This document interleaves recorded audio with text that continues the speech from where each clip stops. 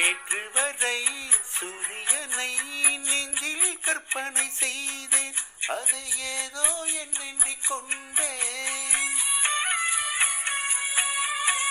இன்று அந்த சூரியனை ஏழை குடிசையில் கண்டேன், எந்த ஏலிசையை அள்ளி தந்தேன்.